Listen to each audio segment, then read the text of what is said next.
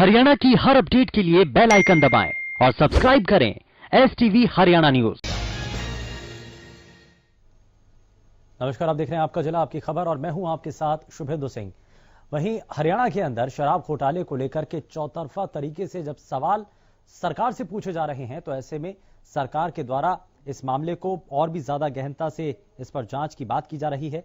दरअसल SCT की report पर गृह मंत्री अनिल विज की सभी सिफारिशें मुख्यमंत्री मनोहर लाल ने अब मान ली है। SCT ने अपनी जांच रिपोर्ट में जिन जिन अनियमितताओं की ओर इशारा किया, उन सभी शराब मामलों की जांच और अधिक गहनता से करवाने की तैयारी शुरू कर दी गई है।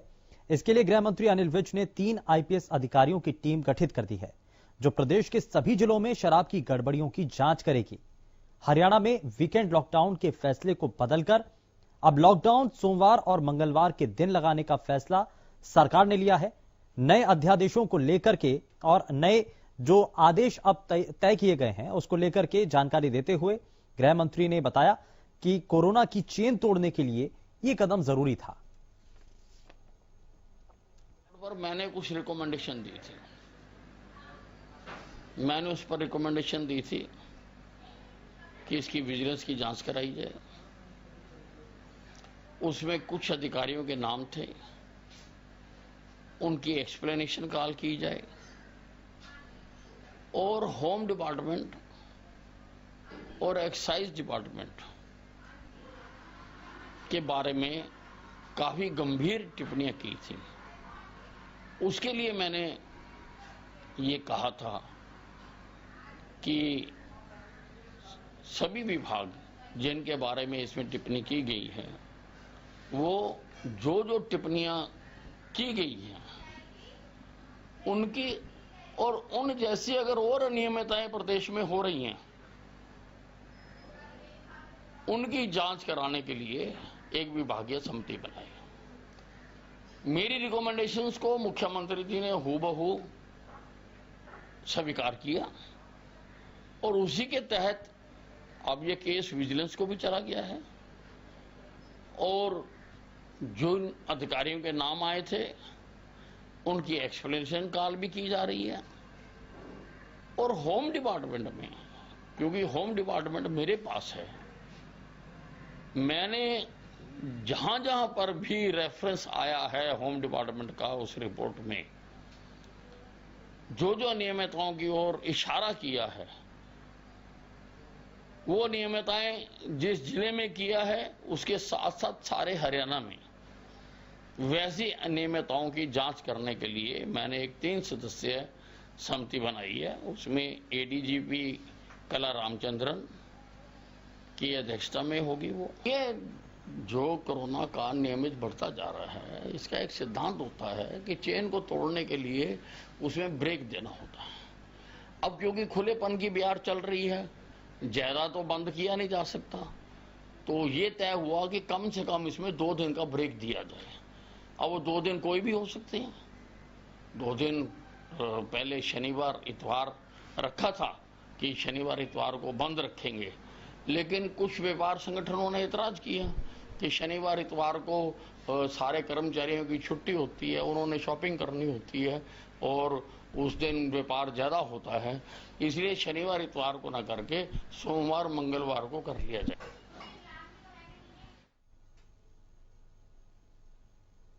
वहीं कांग्रेस पार्टी के राष्ट्रीय प्रवक्ता रणदीप सिंह सुरजेवाला ने कैथल जिले के सभी सरकारी अस्पतालों के डॉक्टरों, प्राइवेट अस्पतालों तक PPE किट, हैंड सैनिटाइजर की बोतलें और सोडियम हाइपोक्लोराइड का सफाई सॉल्यूशन पहुंचाने की शुरुआत की है।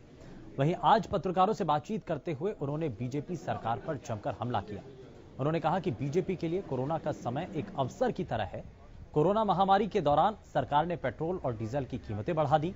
उन्होंने पेपर लीक मामले को लेकर भी सरकार को घेरा और कहा कि इसको भी सरकार ने अवसर में बदला है। बिल्कुल ठीक आपने कहा, भारतीय जनता पार्टी के लिए तो कोरोना महामारी अवसर ही है। उन्होंने किसान की फसल में से पैसा काट लिया और हजारों करोड़ रुपया कमा लिया। एक अवसर ये था कि लगभग कोरोना महामारी के 5.5 महीने में 14 रुपया प्रति लीटर के करीब डीजल की कीमत बढ़ा दी। और 12 रुपया 12.5 रुपया प्रति लीटर पेट्रोल की कीमतें बढ़ा दी और कई लाखों करोड़ रुपया आपकी जेब से काटकर इकट्ठे कर लिए। ये एक और अवसर मोदी जी द्वारा दिया गया। मुख्यमंत्री ही कोरोना महामारी के संक्रमण से नहीं बच पा रहे तो इसकी गंभीरता कितनी अधिक होगी इसका अंदाजा आप स्वयं लगा सकते हैं। देश में भी देश के गृह मंत्री तक जो दूसरे नंबर पर प्रधानमंत्री के बाद हैं वो कोरोना महामारी की चपेट में आ चुके हैं। खेल है खट्टर साहब, आधे घंटे के अंदर फेल पास हो गए, पास फेल हो गए। जो भर्ती हुआ था वो अयोग्य हो गया, जो अयोग्य था वो भर्ती हो गया और कई बच्चों के साथ ये खेल हुआ। कोई ऐसा पेपर खट्टर सरकार में है जो लीक नहीं हुआ हो? आंसर की पेपर माफिया के पास कैसे मिली पीटीआई के पेपरों की? क्या इसका कोई जवाब है? 1983 बच्चे जिन्होंने 17-18 साल प्रांत की सेवा की वो तो दर दर की ठोकरें खा रहे हैं। उनके द्वारा ट्रेंड किए गए प्लेयर तो राष्ट्रीय और अंतर्राष्ट्रीय स्तर पर खेल रहे हैं और आप अब उनकी रोजगार रोटी छीनकर नए सिरे से लेकर आ रहे हैं।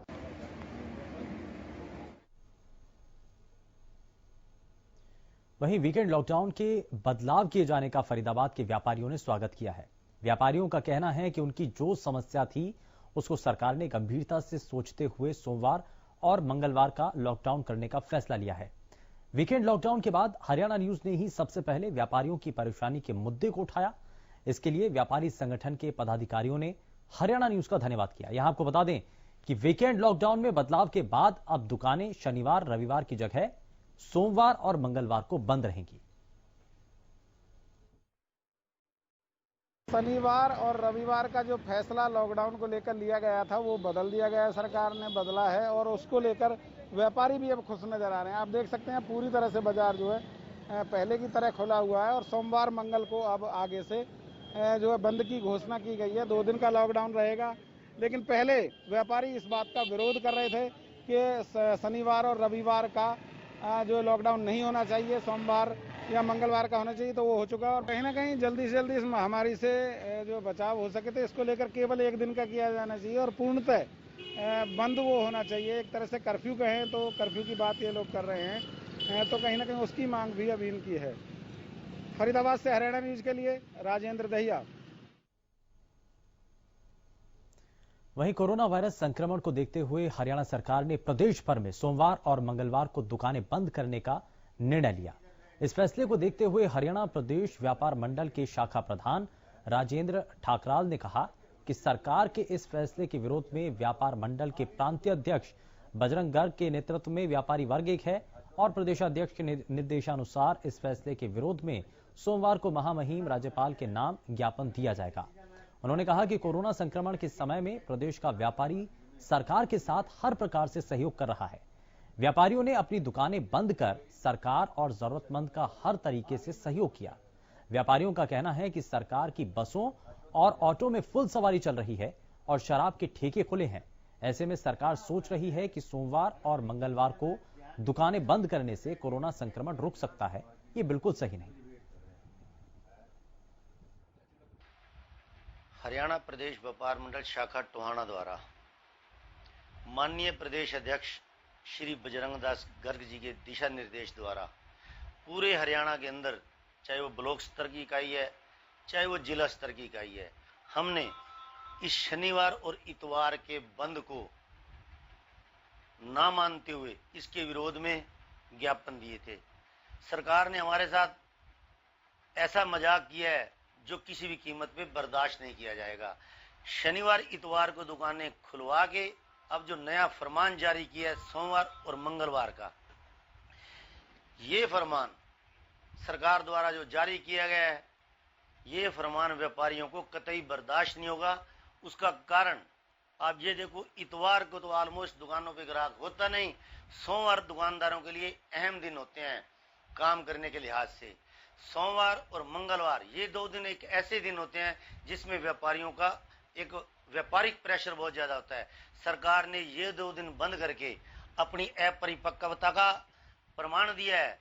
मैं व्यापार मंडल टोहाना के प्रधान होने के नाते सभी व्यापारियों से अनुरोध करता हूं कि सोमवार के दिन लक्कड़ मार्केट में हमारी इकाई द्वारा 9 बजे वहां पे सभी व्यापारियों को एकत्रित करके इसके विरोध में अपनी बातें रखी जाएंगी और उसके बाद हम एसडीएम महोदय को महामहिम राज्यपाल के नाम ज्ञापन सौंपे। और वहीं बर्खास्त पीटीआई टीचर्स के बाद अब खारिज हुई एसडीओ की भर्ती के अभ्यर्थियों ने अपनी आवाज उठानी शुरू कर दी है। रोहतक पहुंचे इन अभ्यर्थियों का कहना है कि अगर सरकार ने ज्वाइनिंग नहीं दी तो वो मुख्यमंत्री आवास और विधानसभा का घेराव कर सकते हैं। गौरतलब है कि एसडीओ की भर्ती पर बाहर के लोगों को भर्ती करने के आरोप लगने के बाद इसे रद्द कर दिया गया था, जबकि अभ्यर्थियों का कहना है कि 107 में से 58 हरियाणा के रहने वाले हैं।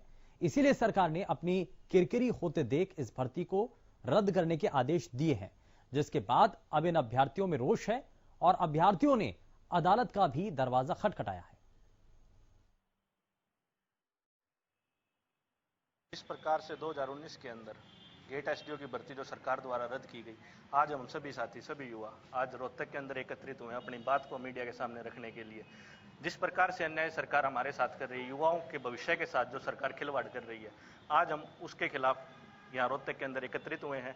और जल्द ही अगर हमारी सुनवाई सरकार नहीं करती तो हम जिला स्तर पर, गाँव के स्तर पर या हमें जरूरत पड़ी तो हम विधानसभा का घेराव करने के लिए एकत्रित होंगे।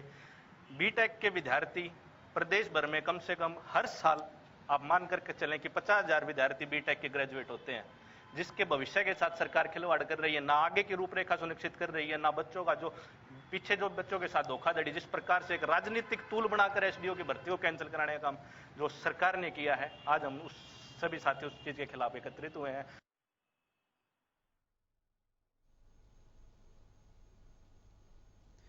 और वहीं प्रदेश में कोरोना के बढ़ते प्रकोप का सबसे ज्यादा कहर पानीपत में देखने को मिल रहा है। पानीपत में कोरोना संक्रमण थमने का नाम नहीं ले रहा है। प्रदेश में इस समय सबसे ज्यादा एक्टिव केस पानीपत जिले में ही है। अब तक जिले में कोरोना के 45 लोगों की मौत हो चुकी है। हरियाणा न्यूज के संवाददाता ने पानीपत सिविल अस्पताल के forensic medicine expert doctor Narayan Dabas से बातचीत कर जाना कि वो किस तरीके से काम कर रहे हैं।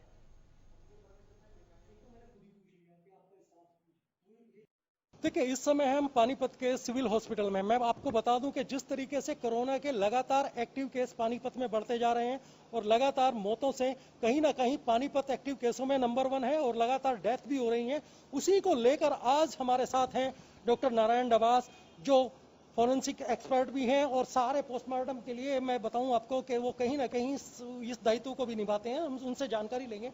सर, सबसे पहले तो सर, जिस तरीके से कोरोना संक्रमण लगातार बढ़ता जा रहा है, कहीं ना कहीं हम देख रहे हैं हॉस्पिटल के डॉक्टर्स भी उसकी चपेट में आ रहे हैं, इस बारे में बताएं सर।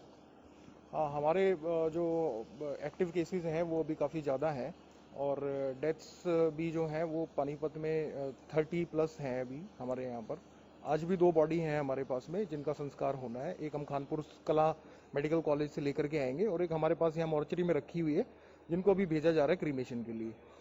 हमारे यहाँ हॉस्पिटल में भी स्टाफ और डॉक्टर्स जो हैं वो पॉजिटिव काफ़ी ज़्यादा आए हैं और लेकिन अभी तक भाग्यवश जो है हमारे यहाँ मॉर्चरी में कोई भी स्टाफ डॉक्टर जो है पॉजिटिव नहीं आया है कोरोना से। तो उसके लिए हमने काफ़ी एहतियात जो है वो बरता हुआ है। जैसा कि आप देख सकते हैं कि हमने पूरे जो साफ़ सफाई है यहाँ की वो भी हमने जो है काफ़ी मेंटेन की हुई है और आप देख रहे हैं कि पूरे प्रांगण में कोई भी मौजूद नहीं है। तो हम सोशल डिस्टेंसिंग का जो है पूरा का पूरा पालन कर रहे हैं। इसके अलावा हम जो हॉस्पिटल स्टाफ है उससे भी अपनी सोशल डिस्टेंसिंग को मेंटेन करते हैं और जो डेड बॉडी, जो कोरोना का संक्रमण का जो खतरा है वो हमारे स्टाफ को या तो डेड बॉडी से हो सकता है या एक दूसरे से मिलने से हो सकता है। तो जो भी डेड बॉडी हैं या वो हॉस्पिटल में ब्रॉड डेड आती हैं या हमें बाहर से लेकर के आनी होती हैं, उन डेड बॉडीज को हम जो है 1% हाइपोक्लोराइड से सैनिटाइज करते हैं डबल बॉडी बैग में, जो कि लीक प्रूफ होता है, उसमें हम उसको पैक करते हैं। फिर से बैग को जो है सैनिटाइज किया जाता है, उसके पश्चात ही हम उनको जो है शवगृह में रखते हैं।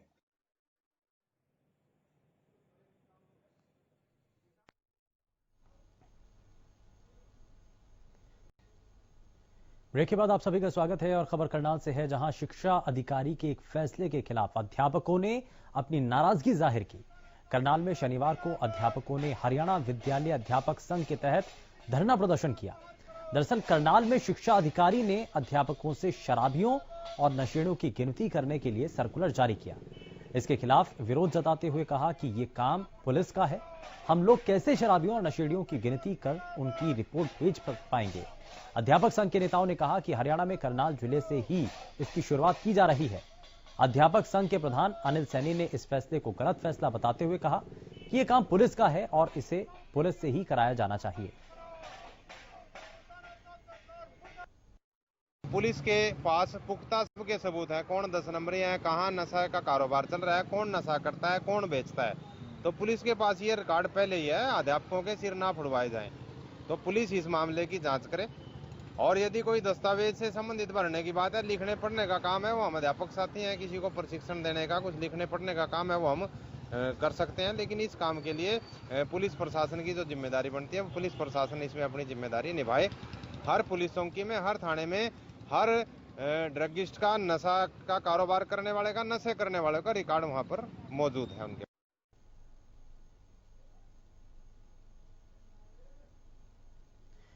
और वहीं पलवल के बिजली विभाग में ठेके पर काम करने वाले एक कर्मचारी की करंट लगने से मौत हो गई। इस घटना के बाद परिजनों ने विभाग के कर्मचारियों पर लापरवाही का आरोप लगाया।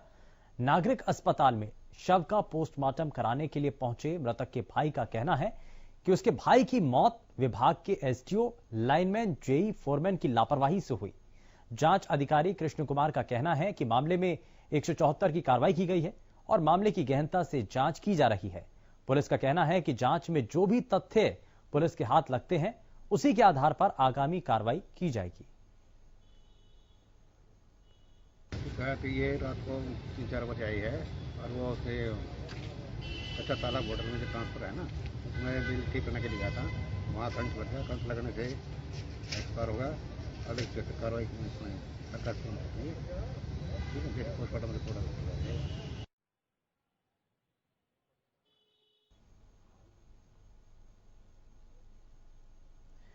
बहादुरगढ़ नगर परिषद को 88,68,000 रुपए का चूना लगा है।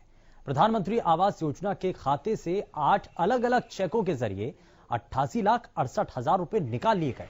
जानकारी के मुताबिक बिहार के रहने वाले राम आसरे नाम के एक शख्स ने चेक के जरिए यह पैसा निकलवाया। आपको बता दें कि बहादुरगढ़ की आईडीबीआई बैंक में प्रधानमंत्री आवास योजना का खाता खुलवाया हुआ है। परिषद के अधिकारियों को जब इसकी भनक लगी तो उन्होंने एक्सिस बैंक के जरिए 9,93,000 रुपए वापस नगर परिषद के खाते में ट्रांसफर कर दिए। फिलहाल 88,68,000 रुपए की शपथ नगर परिषद को लग चुकी है। मामला पुलिस में पहुंच चुका है, दर्ज किया जा चुका है। रोड हुआ कमेटी के साथ ये आवास योजना का जो पैसा था, इसको एक ही आदमी ने राम आसरे के ने बिल्कुल अकेले आदमी के खाते में ये पैसा गया है। जबकि आवास योजना का जो पैसा है उसका कोई चेक नहीं कटता, वो सीधा उसी आदमी के खाते में ही जाता है। लेकिन नकली चेक बनाकर उसने बैंक में जमा करवाया है और वहीं से 88,68,000 रुपये उसके खाते में गए हैं। ये दूसरे एक्सिस बैंक में भी उसने अपना चेक लगाया, उससे हमें पता चला है कि ये फ्रॉड काम कर रहे हैं। हमने तुरंत हमारे ईओ, एमई और एक्शन एसओ सभी पूरी कमेटी के वहाँ जाकर हमने उन पर कार्रवाई की है, पर्चा दर्ज करवाया है। हमारी पुलिस अपना काम पूरी सख्ती के साथ कर रही है। हम इस पैसे को पूरी शिद्दत के साथ कमेटी में वापस लेके आएंगे। कॉर्पोरेशन है या कमेटी है बहादुर, इनके ईओ साहब अपने अकाउंट चेक करे थे तो अकाउंट वेरिफिकेशन उन्होंने देखा पिछले 1 महीने से कुछ ट्रांजेक्शन है जो उनके नोटिस में नहीं थी। तो इस बीच में आईडी वाई जहाँ पर उनका अकाउंट वहाँ पे गए तो वहाँ से पता चला भाई ये जो चेक्स हैं वो दूसरी जगह लग रहे हैं, कहीं बिहार पे या कहीं दिल्ली में। तो फिर उन्होंने ट्रांजेक्शन वगैरह की तो इसमें करीब 88,68,000 जो भी मामला वो बिना इनकी मंजूरी के, बिना इनकी नॉलेज के पैसे जाने पाएंगे। और वहीं लोहारू के सामुदायिक स्वास्थ्य केंद्र के मेन गेट के पास सड़क के दोनों ओर गंदगी का ढेर लगा है। अस्पताल में अपने स्वास्थ्य का इलाज कराने आ रहे लोगों का स्वागत यहां मौजूद मच्छर और मक्खियां करती हैं।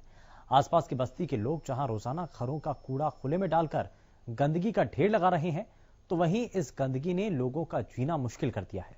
लोगों का कहना है कि इस मामले में कई बार अस्पताल प्रशासन और नगर पालिका तक शिकायत की गई, लेकिन अब तक समाधान नहीं किया गया। ये गंदगी का ढेर काफी दिनों से लगा हुआ है। कई बार इसकी नगर पालिका शिकायत कर चुके हैं, कई बार डॉक्टर ने भी इसकी शिकायत करी, डॉक्टर ने कोई कार्रवाई नहीं करी, नए नगर पालिका ने करी। इतनी अब तक इसमें मच्छरों हैं, लोग ठीक होने के लिए आते हैं, लेकिन ये मेन गेट पे आते हैं खुद बीमार हो जाते हैं। वो ये बहुत पुराना है जी यहाँ, और बहुत परेशान हो रहे हैं यहाँ से। इसको जल्दी जल्दी सफाई करवाई जाए, यहाँ से लोग आने जाने में बहुत परेशानी होती है। कौन सी जगह ढेर लगा हुआ है? ये हॉस्पिटल का गेट है जी। वहीं रेवाड़ी के गांव कुंभावास में कुछ युवकों ने पैसों के लेन देन को लेकर घर में सो रही बुजुर्ग महिला पर फायरिंग कर दी। युवकों ने पहले महिला का गेट खटखटाया। जब महिला ने गेट खोला तो उस पर गोली चला दी गई। हादसे में महिला घायल हो गई। महिला को रोहतक पीजीआई भर्ती किया गया। वहीं इस मामले की जानकारी मिलने के बाद पुलिस आरोपियों की तलाश कर रही है। कंट्रोल से सूचना प्राप्त हुई कि कुंभावास गांव में फायरिंग हो गई है, जिसमें शशि पत्नी इसका ओम प्रकाश को गोली लगी है, जिस पर मन एसआई में एसआई संतोष और साथी मुलाजमान के मौका पहुंचा। मौका पर से इंजर्ड सरकारी अस्पताल आ चुका था। सरकारी अस्पताल पहुंचकर उसके लड़के रिंकू के बयान पर एफआईआर दर्ज की जा चुकी है। दोनों पक्षों का मामला आपसी लेन देन को लेकर झगड़ा हुआ है। आरोपी पक्ष की हम तलाश कर रहे हैं और शीघ्र उनको काबू कर लेंगे।